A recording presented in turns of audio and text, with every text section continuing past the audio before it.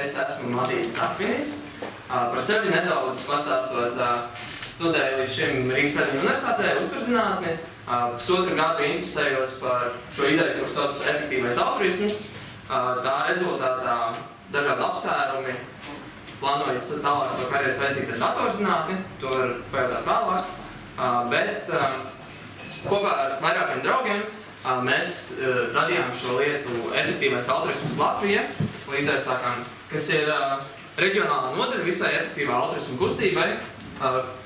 Un mūsu mērķis ir motivēt un palīdzēt cilvēkiem darīt vairāk, lai uzlabotu pasauli, lai padarītu pasauli par labāku vietu. Un mēs plānojam radīt augošu, efektīvo altruismu tīklu cilvēku, kas par šo interesējas un vēlas ko darīt.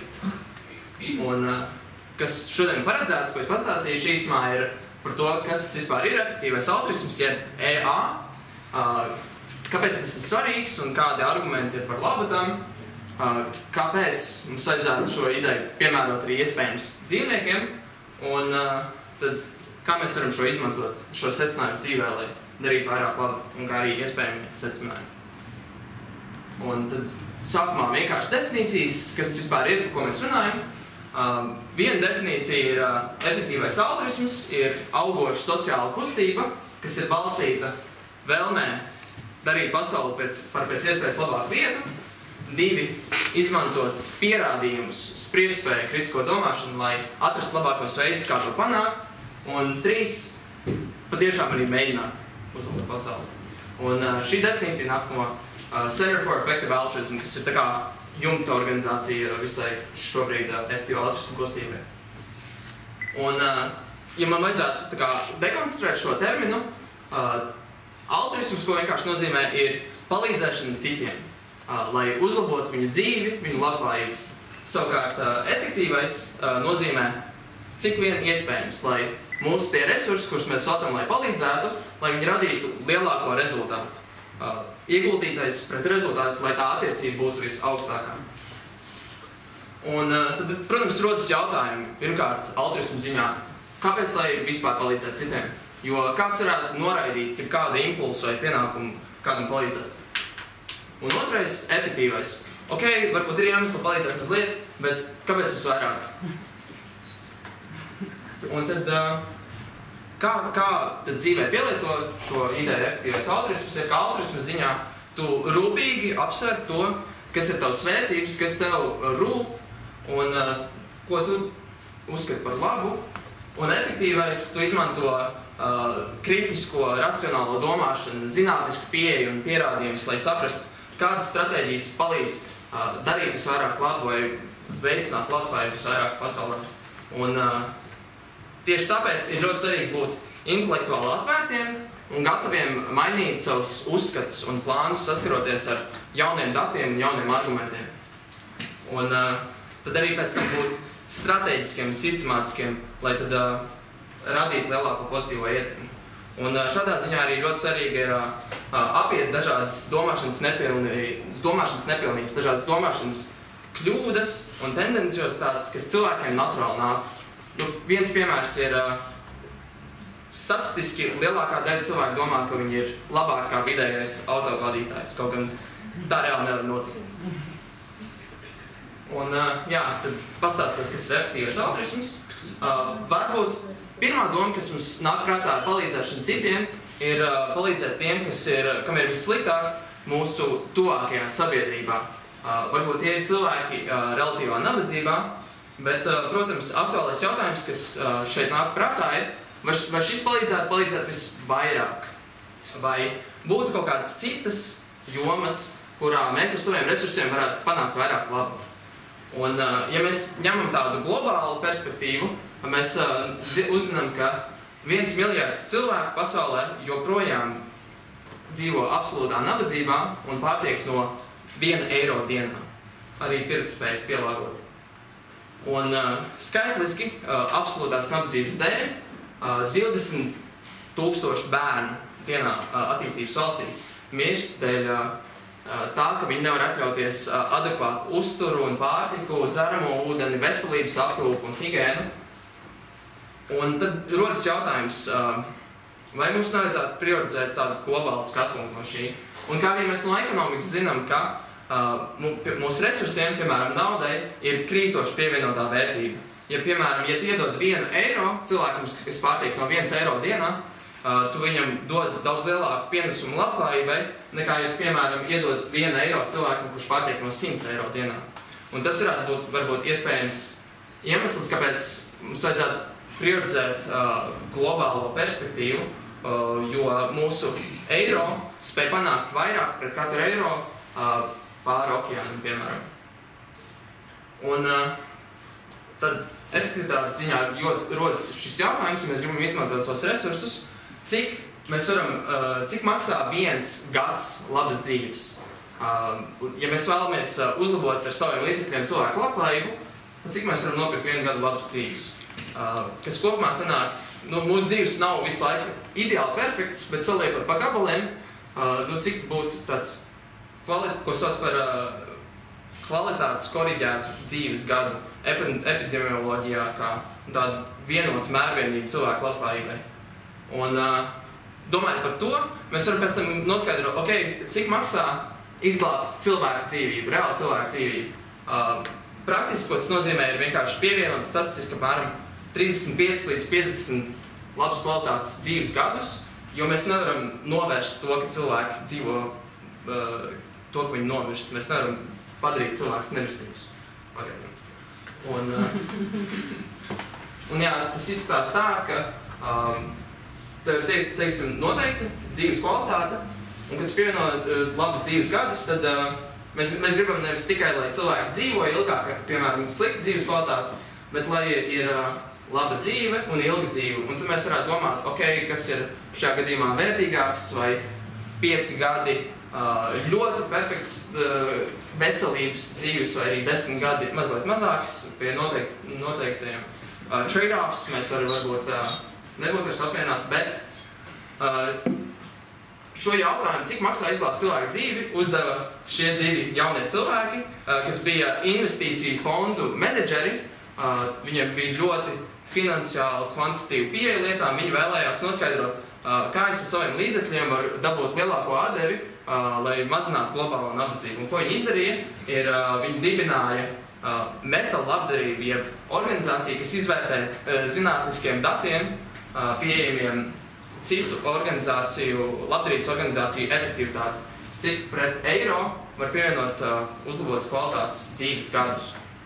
Un balstoties uz, piemēram, kontrolētiem pētījumiem attīstības ekonomikā un tā tālāk. Un viena lieta, ko viņi secināja, ka viena no efektīvākajām intervencijām, kā uzlabot cilvēku dzīves kvalitāti vai izglābt dzīves, ir malārija. Tu izplati pretmalārijas tīklus, kas klāt ar insekticīdu, un tādējādi tu vari statistiski par 2500 eiro izglābt vienu cilvēku dzīvību, ziedojot efektīvākajām labdarības organizācijām globālajā nabadzībā. Vēl viens piemērs ir attārpošana. Ļoti daudz cilvēki attīstības valstīs, tīpaši bērni, cieš no parazītiskiem tārpiem.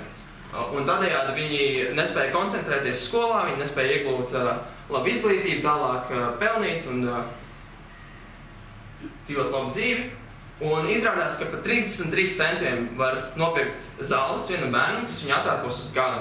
Un šie ir piemēri, kurus veselības ekonomikā un Pasaules veselības organizācija dēvē par labākajiem iepirkumiem, jeb izdevīgākās lietas, kas veicinātu cilvēku veselību, labklājību un plaukšanu.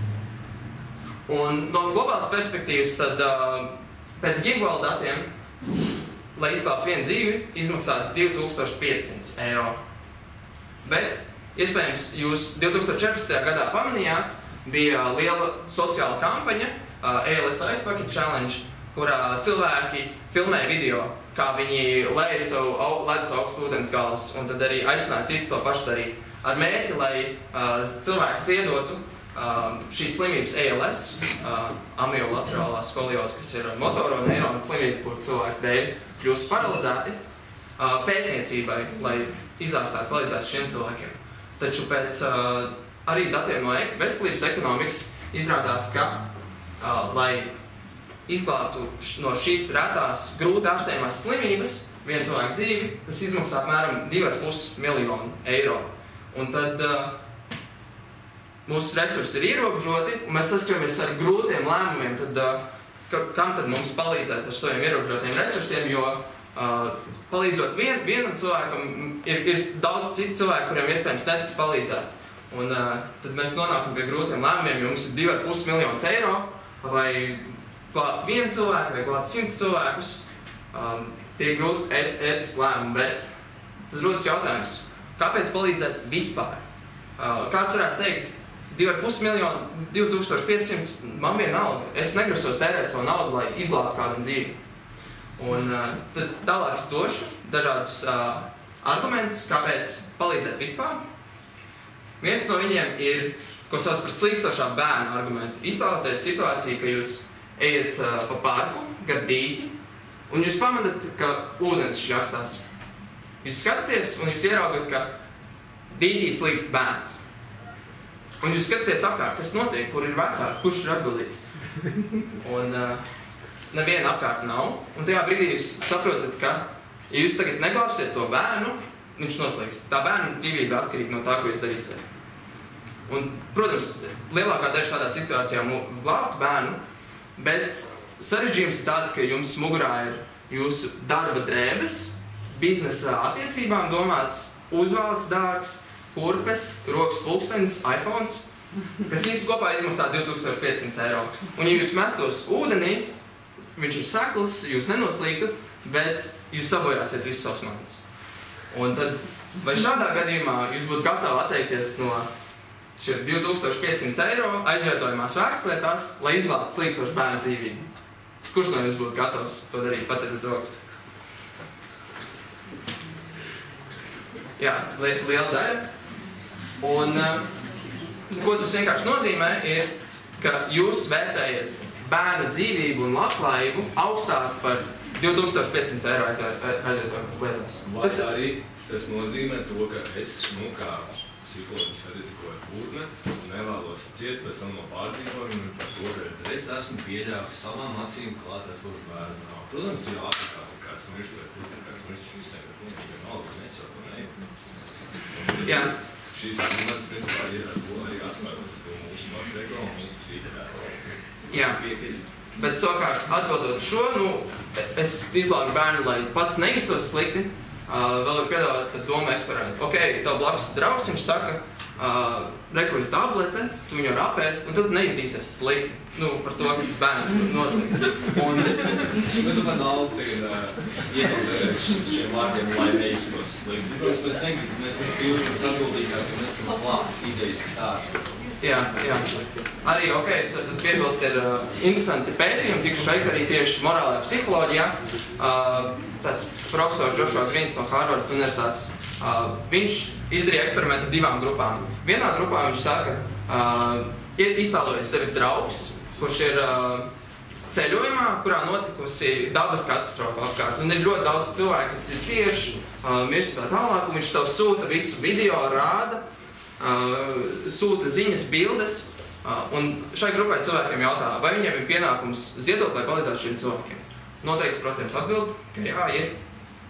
Un tad ir otra grupa, kuriem saka, ok, iedomājieties, jūs esat tur katastrofas vietā, dabas katastrofas vietā, un ir cilvēki, kas cieši apkārt, vai jums ir pienākums ziedot naudu, palīdzēt šiem cilvēkiem.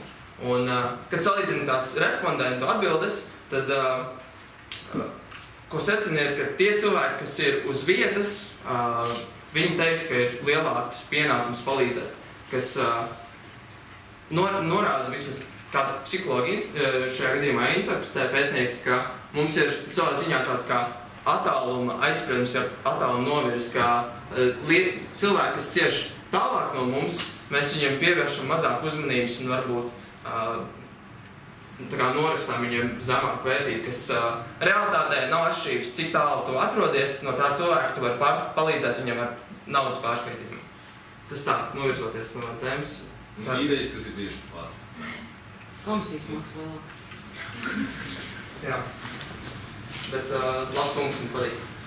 Vēl viens iemesls, kāpēc palīdzēt vispār ir, pamatojums, kāpēc mēs parasti uzskatām, kāpēc ir slikti darīt pāri citam vai kaitēt, iemesli, kāpēc nekaitēt. Jo vienkārši, kad mēs kādam daram pāri, viņam ir daudz sliktāk, viņš cieš, viņam tas nepatīk, pārkārt tā cita intereses. Bet iztēlamies, ka mēs izvēlamies nepalīdzēt, tad šis cilvēks tik un tā cieš, un viņam tik un tā tiek kaitēts. Tā kā sekas ir būtībā līdzīgas. Vēl viens iemesls, kāpēc ir tas, ko sauc par zelta likumu vienkārši. Kā jūs gribētu, lai pret jums izturās šādā gadījumā, ja jūs sliktu vai ciest no malārijas? Protams, mēs katrs gribētu, lai mums palīdzētu, jo tas būtu mūsu interesēs. Bet vēl pieņemsim, ārpus mūsu interesēm, ja, teiksim, būtu kāds godīgs, taisnīgs novērotājs no visuma skatu punkta. Viņš redzētu, ka visi, kam būtu interese neciest un lai viņiem tiktu palīdzēts, viņi arī to gribētu. Un kā arī vēl viens arguments ir, ka, ja mēs nezinātu, kurā pozīcijā sabiedrībā mēs nonāktu, vai mēs nonāktu tā pozīcijā, kas slīgtu, vai arī mēs nezinātu, kurā pozīcijā sabiedrībā mēs nonāktu, vai mēs nonāktu pasaulē, kurā cilvēki nepalīdz viens otram, vai arī cilvēki, kurā palīdz, mēs gribētu nonākt tajā, kurā ir lielāka iespēja, ka tev pašam palīdzēs. Un jā, šie ir pāris argumenti, kāpēc palīdzēt vispār, bet kāds varētu teikt, ok, es izglābtu vienu slīkstošu bērnu vai ziedot, lai izglābtu vienu bērnu no malārijas. Bet kāpēc man vajadzētu palīdzēt visvairāk? Kāpēc man vajadzētu maksimāli daudz cilvēkus izglābt? Viens arguments ir iztēloties atkal, ka jūs esat degošā mājā, un vienā gaiteņa galā ir 9 cilvēki istabā, un otrā gaiteņa galā ir 1 cilvēks. Un jūs nevarat paspēt izglābt abus, kuru jūs šajā situācijā glābtu. Vai izglābtu 9, vai izglābtu 1. Tas ir jautājums par to, vai skaitlim tam, cik cilvēki mēs izglābjam, vajadzētu būt vispār nozīme. Un kāpēc varētu būt nozīme, ja mēs apgalvojam, ka visiem cilvēkiem ir vienāda vērtība, visām dzīvēm vienāda vērtība, tad vienkārši vairāk dzīvēm ir vairāk vērtība, jo tikpat labi, kā tas viens cilvēks nevēlas ciest, un tāpat arī ar 9 cilvēkiem, vienkārši kopā vairāk saskaitot. 9 večuks vai 1 bērnu? Nē, šajā gadījumā izstāties, ka tie ir cilvēki, kuriem varbūt tās īpašības ir līdzīgas, vecums vai radniecība vai vienalga. Bet vai fiziski var paspēt izglābt visus 9? Kas šāds noteikumiem? Tas ir doma eksperiments, lai pārbaudītu to, kas mums rūp. Mēs tur ir durvis, kuras ir jādara, lai tiktu ārā. Doma eksperiments, tad jau mēs varam to padarīt personīgāk. Ja viens cilvēks ir tavs radinieks, vai arī šīs 9, vai arī šie 9 cilvēki ir tikpat, tomēr. Tas viens ir aktīvists, kurš nodarbojas ar efektīvu algu. Doma eksperimentājs saka, ka pieņemsim, ka visi ir tajā būtiskajā īpašībā vienlīdzīgi. Viņi ir vienlīdzīgi radniecīgi tev vai viens otram, vai arī to, ko viņi nākotnē grasās darīt. Bet, jā, protams, šī ir tikai viena dimensija, un dažādām mums apsvērumi varētu mainīties. Bet kāds varētu teikt, ok, 1 pret 9 varbūt nav atšķirības šādā gadījumā, bet, ja būtu 1 pret 90 vai 1 pret 900, tad gan skaitļiem vajadzētu nozīmēt. Bet tad jautājums rodas, ok, kāda ir tā matemātiskā funkcija, kurā brīdī vairākuma būtu jāglāb vairāk, vai tas ir kaut kur starp 1 un 90, un 1 un 9 un 1 un 90, vai tas ir kaut kur starp 1 un 90 un 1 un 900. Kāpēc tas ir tik patvaļīgi? Varbūt jau ir svarīgi, kad ir jautājums starp 1 un 2. Tā ir viena atbilde. Otra atbilde būtu, jā, ja mēs šajā pašā situācijā, ja mēs nezinātu, kurā no situācijām mēs varētu nokļūt, vai mēs būtu starp to, ja mēs būtu tas 1 vai starp tiem 9, mums būtu pašiem lielāka iespēja, ka mums palīdzētu, ja mēs būtu starp 9, jo tad ir 90% iespēja, ka mums izglābs, salīdzinot ar 10%. Bet tik un tā, varbūt viens tas skatpunkts, kas saka, skaitam nav nozīmes, un tu esi brīvs izvēlēties, cik tu izglābi. Un tas nav nekas traks, vai tu izglābi 9, vai arī tu izglābi 1, bet te varētu būt otrs skatpunkts, kurā tas būtu ļoti svarīgi, cik tu izglābi, jo citādi alternatīva var iet bojā 9 cilvēki. Un pat šādā gadījumā, ja mēs neesam pārliecināti morāli par to, kā mums vajadzētu rīkoties, tad drošības dēļ mums vajadzētu izglābt tos 9, jo citādi mēs pieļaut lielu kļūdu, kad alternatīvi tas nebūtu nekas sevišķs. Un pat, ja kāds apgalvot, skaitam tomēr nav nekādas nozīmes, tam būtu riktīgi dīvainas implikācijas priekš tā, kā mēs organizējam, teiksim, veselības aprūpas politiku. Kad tas ir vienalga, kā mēs sadalām budžetu, kā palīdzēt citiem, jo mēs varētu veltīt visus savus resursus, lai izārstētu kaut kādu vienu pavisam retu slimību, kamēr ļoti daudz paliek bez. Un arī šādā situācijā mēs gribētu, lai šos resursus sadala tā, ja mums kaut kas notiek, tad lai mums būtu kāds, kas varētu palīdzēt. Un arī iedomājamies politiskus lēmumus starp kādus satiksmes noteikumus ieviest pilsētā. Tev ir viena grupa ar satiksmes noteikumiem, pie kuras vairāk cilvēku cieši autoavārijās tiek notriekti un ir noteikti negadījumi, vai arī otri noteikumi, kurās tas viss noteikti mazāk. Mēs vēlētos tomēr tos, kur mazāk. Un domājot par to, kā organizēt, pieņemt dažādus politiskus lēmumus, kā sadalīt resursus, it īpaši tiem, kas attiecībā par cilvēku labklājību, veselības ekonomisti ir nākuši klajā ar tādu kā terminu kā cilvēka dzīvību vai dzīvību valodu, salīdzinot alternatīvās izmaksas dažādiem lēmumiem. Piemēram, viena jauna mašīna varētu izmaksāt X cilvēku dzīves, kas varētu alternatīvi tikt ar tiem pašiem resursiem izglābt, vai viens glāns ceļojums Y cilvēku dzīves. Bet kāds varētu domāt, šis šķiet tā kā ļoti austi un kalkulējoši, tu nevari darīt matemātiku vai aritmētiku ar cilvēku dzīvēm. Varbūt tas kaut kas ir pilnībā neatbilstošs ētisku lēmumu pieņemšanai vai ētiska rakstura jautājumiem. Bet šāds apjukums rodas, jo mēs redzot tos skaidrus, varbūt domājam, ka mēs šeit prioritizējam kaut kādas monetāras naudiskas vērtības pār ētiskām vērtībām, kaut gan nē. Jāsaprot tas, ka aiz tiem skaitļiem, ne jau tie skaitļi, cik tas viss maksā, kas svarīgi pats par sevi, bet cik ar tiem mēs varam izglābt dzīves, kas ir tās, kas ir tā būtiskā ētiskā vērtība, jo kas mums jāsaprot, ka aiz tiem skaitļiem stāv reāls cilvēku dzīves ar stāstiem, biogrāfijām, draugiem un ģimenei.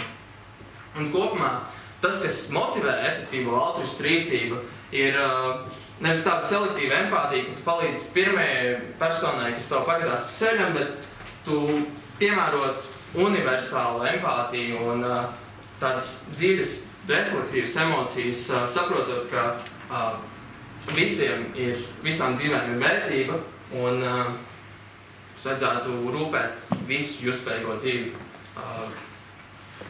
dzīvi labklājību. Un tad, pieslēdzoties beidzot par dzīvniekiem, kāda tad ir saistība efektīvām altruismam ar dzīvniekiem? Tad jājautā, efektīvais altruisms vēlas palīdzēt citiem, vai dzīvnieki skaitās citi, ētiski būtiskajā nozīmē. Jājautā, lai atbildētu šo jautājumu, var uzdot sev. Kāpēc es skaitītos? Kāpēc es esmu ētiski būtiskā ziņā atšķirīgs no, teiksim, akmens, ka man varētu izrīkoties kā vien vēlas? Un nākot klajā ar šo, mēs varētu domāt, viena lieta, ko mēs varētu teikt, ir, es esmu cilvēks, bet tāpēc es esmu svarīgs. Bet, ja mēs rūpīgāk padomājam par to, ko nozīmē būt cilvēkam, tad to var definēt kā noteikti gēni, es izskatos noteiktā veidā, un tad mēs varam iztēloties situāciju, kur man paņem analīzes, paskatās pēc gēnu zem mikroskopu un secina, ka nē, man nav tāda gēna kā cilvēkiem, es laikam esmu cilvēks, un vai tad es neskaitītos vairs, vai manas intereses nebūtu nekādā ziņā svarīgas. Vēl viens arguments, ko varētu dot, ir, labi, varbūt nav svarīgs tas, ka esi cilvēks, bet tas ir inteliģents. Tas ir tas, kas ir morāli būtisks manī, kas ir noteikts kaut kādas spējas, bet tik un tā, ja mēs iztēlotos, ka teiksim, es aizēju gulēt, es ciešu insultu, nākamajā rītā es pamostos ar daudz zemāku intelektu. Un vai es tik un tā vairs neskaitītos? Vai mans ciešanas un manas intereses vairs nebūtu spēkā? Vai cilvēki varētu tā kā mani spīdzināt, jo ir man zemāks intelekts? Nu, es negribētu, lai pret mani tā izturētos. Ok, tad varētu teikt, kas ir svarīgs man, ir tas, ka es esmu morāls aģents, jeb es varu būt ētiski atbildīgs, man var būt atbildīgs. Protams, saistīta ar intelektu, jo citādi es nevarētu pieņemt morālus lēmumus, bet šajā pašā gadījumā arī es aizēju gulēt, kaut kas ar mani notiek, es vairs neesmu rīcības spējīgs, vai mans intereses joprojām neskaitās. Es gribētu, lai skaitītos. Un vēl tad, ko var minēt, ir, ok, varbūt nestrādā suga, nestrādā intelekts vai atbildība, bet es esmu dzīvs. Bet, ja mēs rūpīgāk padomājam par to, ko nozīmē būt dzīvam, to bioloģijā definē kā kaut kāda spēja augt un vairoties, un ka notiek kaut kādi vielmaiņas procesi, bet varbūt, ja man nav apziņas, ja man nav nekādas subjektīvas pieredzes, tad varbūt kaut kādā metafiziskā ziņā manis vienkārši nav personas. Un uzguroties uz to, ko es jau minēju par apziņu, kas varētu beigās būt svarīgi, ir tas, ka es esmu justspējīgs. Man tiešām ir kaut kāda subjektīva pieredze, sajūta, kā ir būt kaut kam. Spēja izjust pasauli, just sāpes, ciešanas, laimi un ka man ir kaut kādas vēlmes. Un tad, protams, rodas jautājums, ja mēs runājam par dzīvniekiem, ok, vai citiem dzīvniekiem ir apziņa šādā ziņā? Un ir pietiekami daudz pierādījumi, gan secinot to, ka dzīvnieki uzvedās līdzīgi kā mēs, kad viņi izvairās no kaitīgiem stimuliem, vai arī meklē baudu un tādas lietas, kas ir pozitīvi stimuli. Arī tas, ka viņu neirobioloģijas ziņā viņu daudzu sugu dzīvniekiem ir ļoti līdzīgi smadzeņu centri smadzenēs, kas apstrādā sāpju un ciešanu sajūtu kā cilvēkiem, un kā arī evolucionāri ir līdzīgi spiedieni, lai izdzīvot, izvairīties no tām lietām, kas kaitē, kuras parasti rada ciešanas, un meklēt tās lietas, kas palīdz izdzīvot, kā laimi, ka tu uzņem uzturvielas garšīgas, un ok, tad rodas jautājums, kurā tad brīdī rodas apziņa dabā dzīvniekos, vai austrēm ir apziņa, vai insektiem ir apziņa. Zinātnē nenovalk tādas asas līnijas, tas nav vēl skaidrs, to visu vēl pēta, bet tik un tā, pat ja mēs neesam pārliecināti, ka kaut kam ir apziņa, mums vajadzētu piešķirt kaut kādu morālu svaru, tāpat kā tādā gadījumā, kad mēs salīdzinājām to, vai ir atšķirības ar 1 un 9, vai vienā situācijā nav, otrā ir. Arī šādā pašā situācijā mēs negribētu kļūdīties, kad izrādās, ka mēs esam pieļāvuši lielu kļūdu, kaitējot ļoti lielam skaitam dzīvnieku, kuriem izrādās tomēr ir apziņa. Tā kā tu nevari rīkoties ar nezinot, tu nevari to pieņemt kā pozitīvu zināšanas, ka viņiem tomēr nav. Jautājums? Kā tu definētu jēdzienu apziņu? Apziņa? Apziņa es definētu kā subjektīvu pieredzi, jeb, ka tev ir kaut kāda sajūta, kā būt kaut kam, ka tu redzi pasauli, spēj dzirdēt, sajust ar lādētu, just tā kā laimi, ciešanas, tādas lietas. Protams, justspēja un apziņa nāk pasaulē starp dzīvniekiem ir ļoti dažādās formās, tā kā sikspārņi redz skaņu, cilvēki atšķirīgi un tam līdzīgi. Tātad stimulu uztveršana ir apziņa principā? Ne obligāti, jo, piemēram, auga arī uztver stimulus. Jā. Tā definīcija tomēr nav pilnvērtīga. Nē, ka tev ir tā subjektīvā apziņa, tev rodas fenomenāls pasaules modelis. Jā. Tā. Un tad jautājums rodās arī, ok, varbūt dzīvnieki spēja just sāpes un ciešanas, bet vai viņi patiešām cieš? Un, ja mēs runājam par industriālo lopkopību, tad ir sakrājušies diezgan daudz liecības tam, ka situācija nav tik skaista. Un šeit būs īsts klips, lai to vizualizētu. Tiem, kuriem netur nervu sistēmu, es ieteiktu neskatīties. Jā, bet...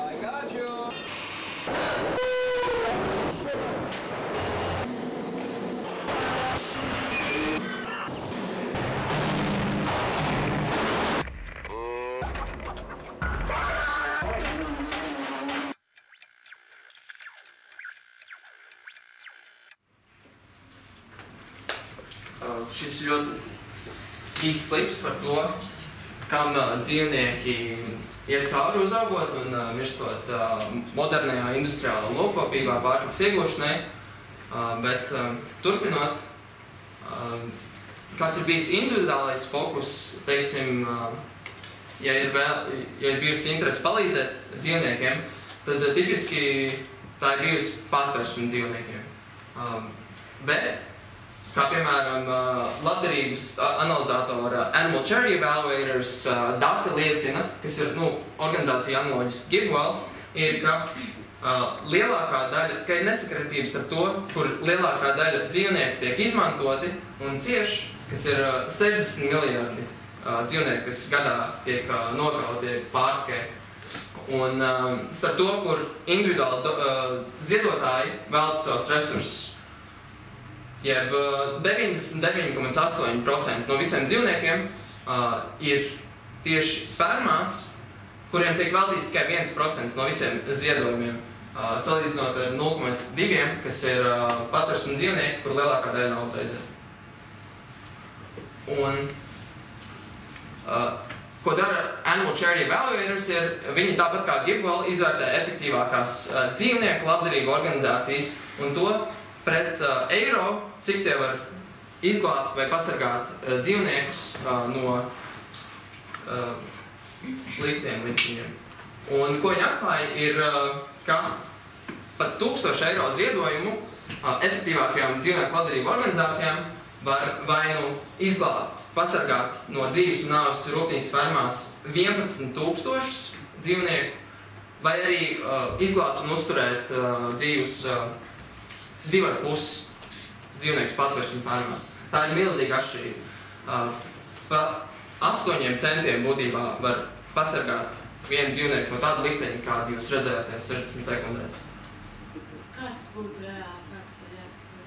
Kā tas notiek? Kas notiek ar tiem 11,000 dzīvniekiem? Kā viņi tiktu izglābti? Viņi tiktu izglābti tādā ziņā, ka pa šo noteikto summu dzīvnieku labdarību organizācijas var nopirkt noteiktu skaitu reklāmu, piemēram, mājaslapās, vai arī izdalīt noteiktu skaitu flyerus.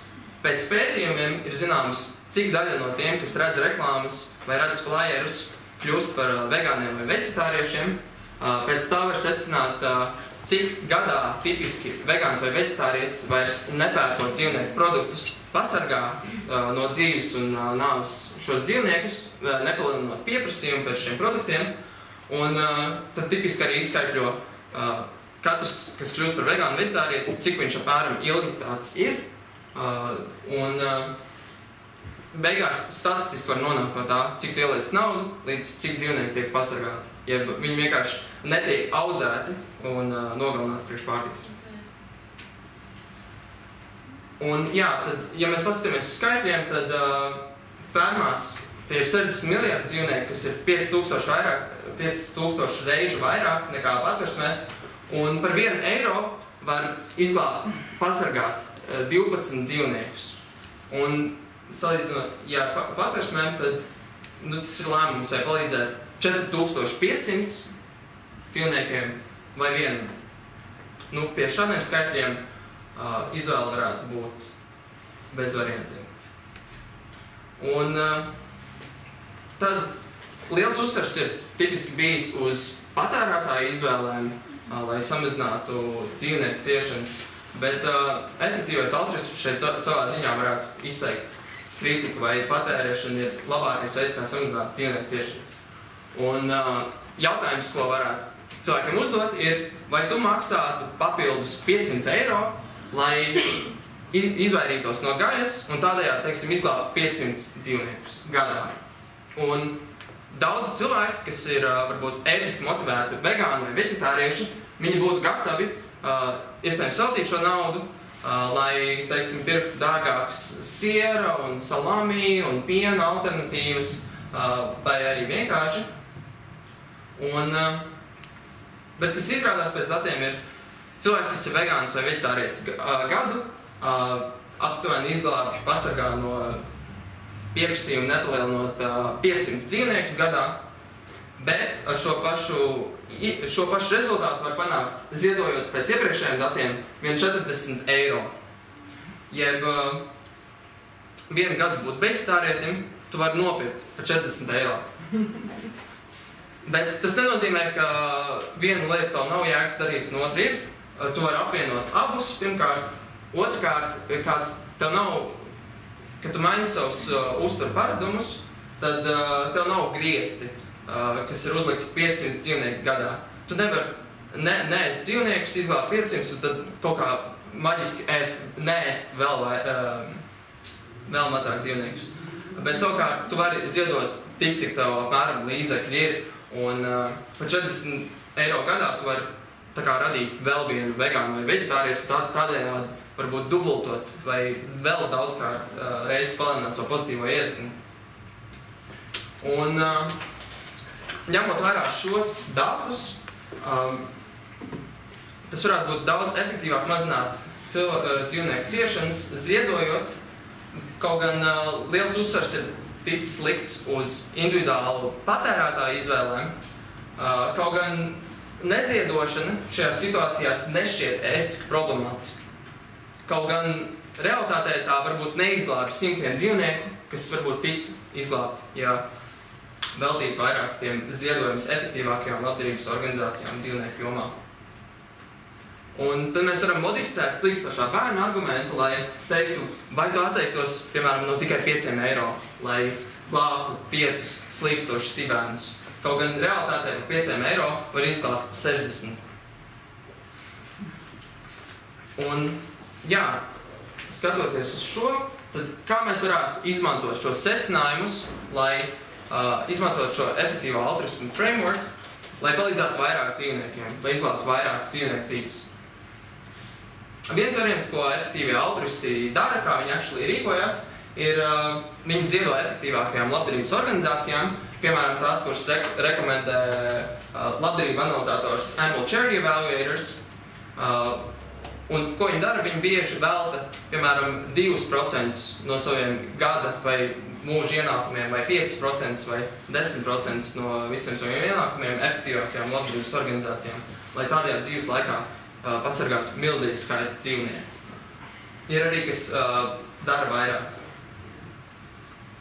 Vēl ko var darīt efektīvi altruisti, ir izvēlēties ietekmīgas karjeras, jeb karjeras ceļus, kas radītu lielāku sociālo labumu.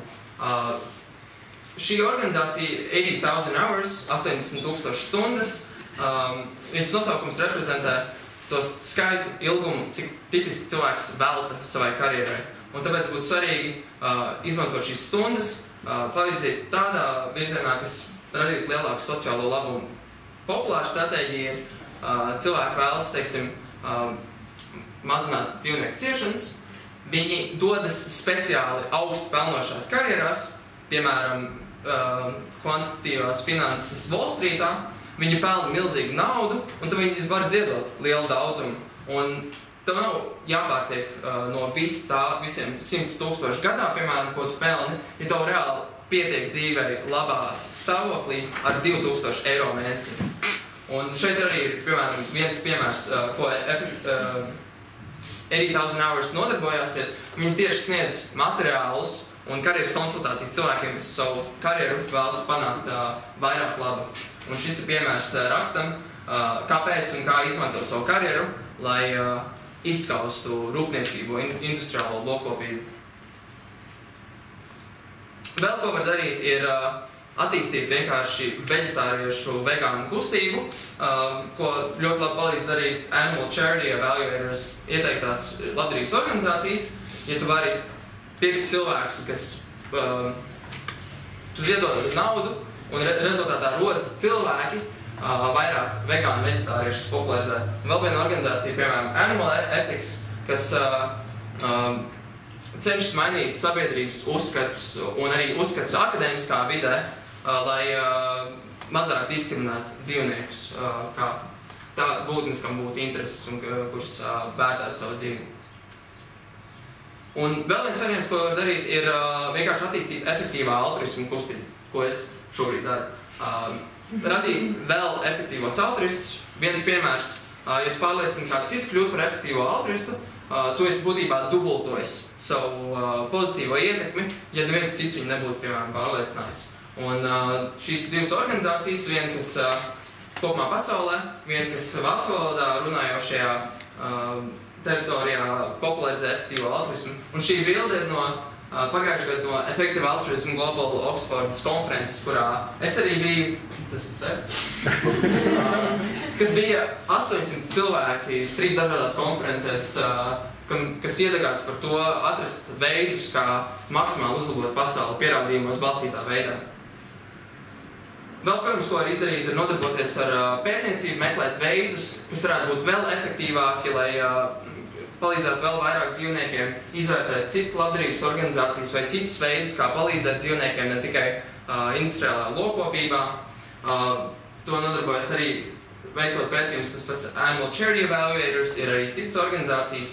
Vēl ir organizācija Global Priorities Project, kas izvērtē kopumā labdarības jomas, kur tad mums vajadzētu veltīt savus resursus un būt aktīviem, vai globālās nabadzības samazināšanā, vai dzīvnieku ciešanas samazināšanā, vai klimata pārmaiņu risku mazināšanā, vai kopumā cilvēces izmēršanas jomā. Un tad rodas jautājums, bet kā var vispār salīdzināt dažādas labdarības jomas, kā var prioritizēt vai palīdz nabadzībā vai dzīvniekiem. Un šis īsumā ir iespējams pirmkārt izvērtē, cik liels ir mērogs tai problēmai, kur tu vēlies risināt, jeb cik dzīves tas skar, piemēram. Jo, ja tā nav problēma nevienam, tad tev nav jēgas veltīt resursus. Un otrs kritērijs ir ietekmējamība. Ja tev ir šī problēma, cik viegli ir to risināt. Ja tev ir kaut kāda problēma, kur tu liec iekšā resursus un tas neko neizmaina, tad tev nav vērts tur veltīt resursus. Un trešais ir, ko varētu saukt par novērtā atstādību, jeb cik daudz cilvēki jau strādā pie šīs problēmas risināšanas. Ja tev ir kaut kāda joma, kurā jau ir pilns klāsts ar pētniekiem visur apkārt pasaulē, kas jau cenšas risināt šo problēmu, varbūt tavs pievienotais ieguldījums būs daudz mazāks, jo tev nav laba iespēja, jau citi visu jau šo mēģina risināt. Un tāpēc ir iespējams efektīvāk fokusēties uz tām problēmām, par kurām neviens tik daudz neinteresējas. Un tad, jā, kā var salīdzināt, teiksim, dzīvnieku ciešanas versus nabadzību? Mēs pēc datiem zinājām, ka mēroga ziņā tas ir 1 miljards cilvēku, piemēram, absolūtā nabadzībā, pret 60 miljardiem dzīvnieku gadā, kas tiek nokauti cilvēku vajadzībām. Un maināmības ziņā, teiksim, 2500 eiro ziedojums var izglābt pēc datiem vienu cilvēku no malārijas, vai arī pasargāt 28 000 no dzīves ar ciešanu līmeņu, spīdzināšanas līmeņu ciešanām, nāves, industriālās fermās. Bet kāds varētu teikt, kā mēs vispār varam salīdzināt cilvēka labklājību ar dzīvnieku labklājību? Jā, tas ir grūts jautājums, bet viens jautājums, ko varētu uzdot, ir, ja nu tas notiktu ar cilvēkiem, kas notiek industriālā lokopībā, ja nu tie būtu 60 miljardi cilvēku gadā, kas tiek audzēti un nokauti cilvēku vajadzībām. Un pat ja mēs nevērtējam dzīvnieku dzīvi vienlīdzīgi cilvēku dzīvei, ja mēs uzskatām, ka dzīvniekam varbūt ir tikai 1% no cilvēka morālās vērtības, vai arī tikai 10,000 daļa no cilvēka morālās vērtības, tik un tā viņiem būtu prioritāte, jo viņi vienkārši ir tik daudz un viņiem var palīdzēt tik daudz. Un ja tas, kas notiek ar dzīvniekiem, notiktu ar cilvēkiem, pat ja būtu tikai 10,000 morālās vērtības, tad tas būtu tāpat kā 20,000 cilvēku tiktu nokauti pārtikas iegūšanai, piemēram, kas skaitliski ir tas pats, kas ja vienkārši katru dienu tiktu nogalināti apmēram kopumā Rīgas Stradiņu universitātes un LU studentu skaita ziņā. Tad iespējamie secinājumi viens, ka pat ja dzīvniekiem nav lielāka prioritāte, ir zināms, ka individuāli ziedotāji, sabiedrība, lēmumu pieņēmēji velta pārāk zemu prioritāti dzīvniekiem un to interesēm un labklājībai. Otrs secinājums ir, ka ar noteiktiem resursiem tu vari ziedot viņus un izglābt 10,000 dzīvniekus, piemēram, vai ziedojot nepareizai labdarībai, tu vari izglābt ļoti maz. Vai arī tu vari veltīt savu dzīvi, lai izglābtu 10,000 cilvēku vai dzīvnieku dzīves, vai arī tu vari panākt neko. Un balstoties šiem argumentiem, mēs gan empiriski varam palīdzēt daudz vairāk, gan arī iespējams mums vajadzētu palīdzēt vairāk.